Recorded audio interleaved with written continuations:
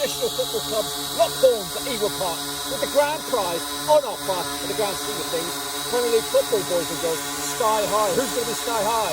Will it be Blackburn Rovers or will it be Leeds United? Well, let's have it all on!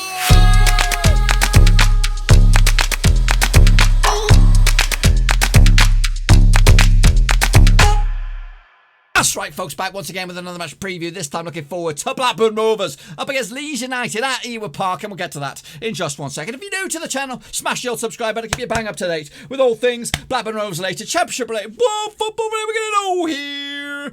Under or above one Rooski, that's right. I had the old drone out today, firing that son of a gun. It took me like days to get it flipping working, but yeah, I thought I'd chuck a wee funny intro at you. Anyway, let's talking about intros. I want a big intro welcome to the Patreons. That's right, the VIP gang. You know who you are. There's 10 of yous. I'm trying to make up a dream team. Could you be number 11? Well, if you want to be interested, there is a link down below in the old description, patreon.com/Roverseas, to support the channel in another way. For the price of a cheap can of soda, you can support the channel and we'll be best buds for life. We'll be going around Christmas meals, Thanksgiving, all that kind of good stuff. We'll be brothers for life, or sisters for life. You could join the illustrious VIP gang of Russell Frost, Cody Cahoe, Tom Clark, Tom Beresford, the legend John Spurn, Aztec Marky Mark, No Code Drinker, Daniel Mellor, Bianca Muller, of course, LG and Cal, who came back to support the channel in another way. So all of that jazz, all that information is on the old Patreon, which is in the old description. So check that sucker out.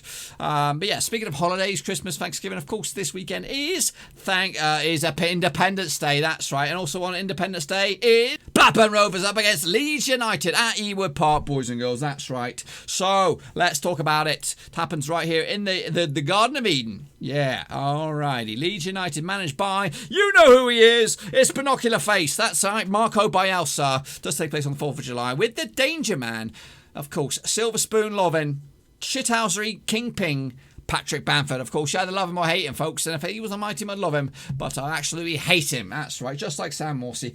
Can't stand him. Can't stand him. That's right. Anyway, Leeds last season, they finished third in the old championship and are doing very, very well this time around. Of course, they did bottle it last time out in the old playoffs, losing in the end. Rovers' record against these boys, well, they've played each other 101 times. Leeds have won 46 of them. Rovers have won 32. There's been 23 draws as well. And that 46 includes the one result earlier in the campaign. Speaking of earlier in the campaign last season, it was a one-win apiece. Leeds beating us 3-2 at Ellen Road, and we also beat them 2-1 at Ewood Park. Hopefully we can get more of the same this time around. Of course, it takes place 4th of July. That's right. So let's take a look at the tail of the tape between these two sides. It is a one-horse race here, of course. Each one of these categories bossed by Leeds. Goals per game, 1.5 for Leeds, 1.4 for Rovers. 59.9% on average possession for Leeds, 51.1 for Rovers. As for the pass accuracy, Leeds lead the way on that. Was 80.2% of all their passes reached their intended target. Rovers just shy of 75. Shots per game, Leeds lead the way on that, 16.4 as well, compared to our 11.4. They also have more tackles per game, 17.8 up against 14.6. They also have more dribbles, 9 compared to our 7.3. But Rovers do have less yellow cards than Leeds United. That's right.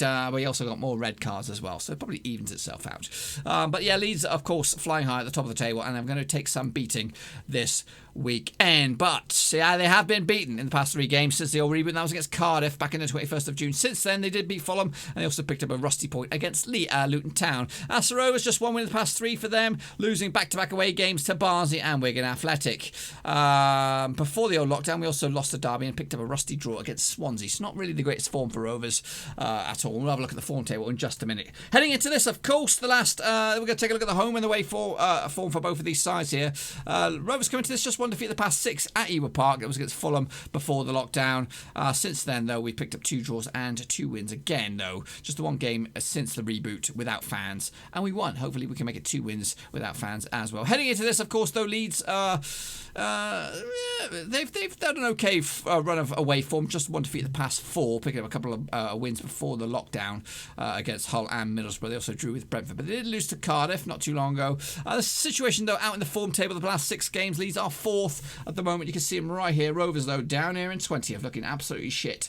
Just the one win at the past 6 for Rovers. Leeds looking good. Just one defeat at the past 6 as well. As for the home form, though, Rovers looking good in 6th, so that does give us a bit of positive vibes. Leeds are 2nd, but it doesn't really matter because we're looking at their away form compared to our home form. So we're 6th at the moment home form. As for the away form, their away form is a little bit ropey, down 16th spot, picking up 7 points over possible 18. Rovers away form, just in case you're interested. We've got their 5 points, so not great either. So moving on to the last 6 encounters between two sides in all competitions. Not great form for Rovers, just one win at the past 6. But at the last 6 games, 4 of them have taken place at Ellen Road and 2 at Ewood Park.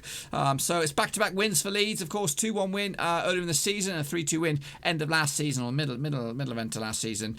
Rovers did, though, beat them last time that was Ewood Park. It was a 2-1 win. Graham Lenihan on the score sheet with Matthias Klitsch on the score sheet for Leeds. Anyway, if we want to take a look at the last 6 games at Ewood Park between these two sides, there's a bit more positive reading for Rovers. We've won 3 of them. They've won 2, and it's been 1 draw. However, Rovers did beat them last time out, but before that was back-to-back wins for Leeds.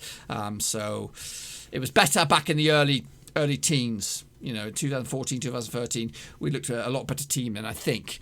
Or in fact, were we? Were we a better team back then under the Gary Bowyer era? I think we did finish quite high, 8th in the table. That's been our best finish so far. Mowbray, though, is trying to do one better. Anyway, this is what we should expect for the game between Leeds and Rovers at Ewood Park. Rovers' strengths, creating long shot opportunities, are also one of our strengths is defending set pieces. We also create a lot of chances using through balls. Our weaknesses, though, avoiding offside and protecting the lead. We also attack down the middle, play it out wide, and also rotate our first 11. As for Leeds, though, their strengths, counter-attacks, creating chances using through balls, attacking down the wings, and also creating long shot opportunities while also creating scoring chances. Their weaknesses are stopping opponents from creating chances, aerial duels, avoiding individual errors, finishing scoring chances, and avoiding offside. They like to play down the right with possession football, short passes, attempt through balls, consistent first 11. They like to see that opponents play aggressively against them, and they also play a non-aggressive style. As for the goals and situations and all that kind of jazz, Rovers have scored 34 goals through open play this season, 13 through set pieces, 4 penalties and 4 OGs. As for goals conceded, 32 goals open play, 8 goals through penalties, 6 set pieces, 3 counter-attacks and 1 OG.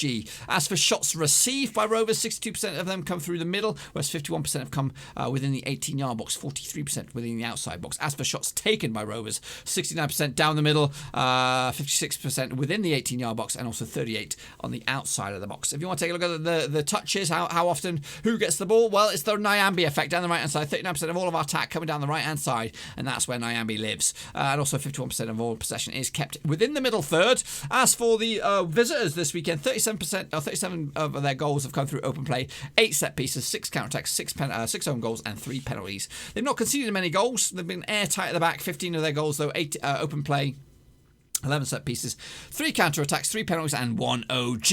As for shots received, 64% of all their shots received have come through the middle, 49% within the 18-yard box, and 45% on the outside. As for shots taken by Leeds, 63% within the middle, 58% within the 18-yard box, 33% outside the box, and also 45% of all their attacking plots have come down the right-hand side as well. So whoever's on the left-hand side shall not be Elliot Bennett, should be on their best behaviour, because that's where all the attack is coming from, the right-hand side, which means your Rovers left. So sort that shit out. Do not play him there. Do not play him there. This is what I expect. Well, it's not what I expect. This is what I would go for. This is what I expect for Leeds, but this is what I go for me. If I was in charge, I know I don't get paid the big bucks, but I go 3 at the back, 3 centre backs, Mulgrew, Lenihan, and Adarabayu. Mulgrew's left pegged, for crying out loud, left pegged, and then you stick a left peg Downing on a sort of left wing back, left midfield, left whatever you want to call it, left full back, overlapping full back, whatever you want to call him. Stick him down there with Young, Davenport, Travis in the middle, and then Nyambe on the right. He bombs up and down there like a lunatic anyway. And then you got Armstrong, Gallagher, and Graham up top. Experienced head with 2 sort of pacey sort of options on the left side. Of course, no Brereton. You got Samuel, Rothwell, and Holtby to come on to create some havoc if you want to go there. As for Leeds, they got Melsner between the sticks. Of course, the main guy is out with a major ban, and they got a strong back four of Dallas, Cooper, White, and Ayling. I take any one of those. Harrison, Roberts, Klitsch, Costa with Phillips pulling the strings in the middle there, or cleaning up the house. And of course, shithouse master Bamford leading the line. As for the stats for you, the main goal scorers for Rovers are Adam Armstrong with 13 goals. Bradley Dacavino has got 10. Of course, he's out. He's on a holiday with with the leg buster.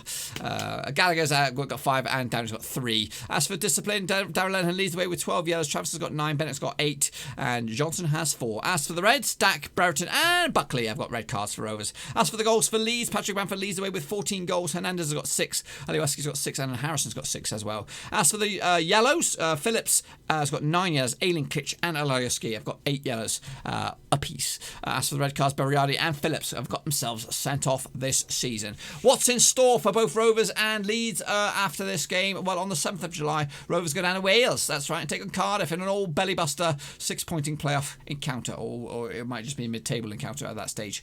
Then we're going to take on West Brom at Ewood Park on the 11th of July before taking on Millwall at London. Then we take on Reading back at Ewood, and then wrapping it up against Luton Town at Kenilworth Road. As for Leeds, they're going to take on Stoke on the 9th of July. Then it's over to Wales themselves to take on Swansea. Then they bring it back to Ellen Road with an all-Yorkshire affair up against Barnsley. Then they have a meaty encounter against Wayne Rooney FC, and then Charlton to wrap up the season. What else is going to go on this weekend in the Championship? Well, it's actually stretching from Thursday all the way through to Sunday. So we have Hull against Middlesbrough, of course. It's the completion of the previous match day. Then it's Charlton against Millwall on Friday, an all-London affair there. Derby against Forest on Saturday. Stoke, Barnsley. Brentford against the troublemakers Wigan, or in the news Wigan. Luton Town against Reading. Huddersfield against Preston. Fulham against Birmingham. Bristol City up against Cardiff. But of course, all eyes will be at Ewood Park as Rovers take on Leeds United. Swansea City take on Sheffield Wednesday on Sunday. Middlesbrough against QPR, and West Brom against Hull. There are big games up and down the table for across the Championship this weekend and beyond. So take a look at the stats now. If you're a stats man, this is what you want to know. Possessions, leading the way is Leeds, 59.9% possession goes to Leeds. Then they on average per game. Fulham second, Brentford third, West Brom are fourth, and QPR are fifth. As for the most aggressive team is Charlton. They have 92 yellows, no reds though. QPR next with 82 yellows and 3 reds. Aerial duels won. Birmingham lead the way on this one, 55.8% of all aerial duels won by them. Rovers are in there in 5th spot with 52.2% of all aerial duels won. Shots per game, Leeds lead the way on this one, 16.4 shots per game on average. West Brom, Brentford, Barnsley and Fulham make up the top 5. Fulham lead the way on pass accuracy, 83.4. Leeds the second though, 80.2 pass reaches their intended target. Brentford, West Brom and Derby make up the top 5. But that's all well and good and all that kind of jazz, but what you really want is being the top 6, folks, at least towards the back of the season. Leeds lead the way at the moment, 75 points on the board, but they could be in second at the end of this weekend as West Brom are right on the heels with 74 points. Brentford lead the charge as well for the chasing pack with 69 points on the board. In third, Forest 4th, Fulham 5th, and Cardiff are in the playoffs at the moment with 6. But rising right behind them is Derby County, the Wayne Rooney FC.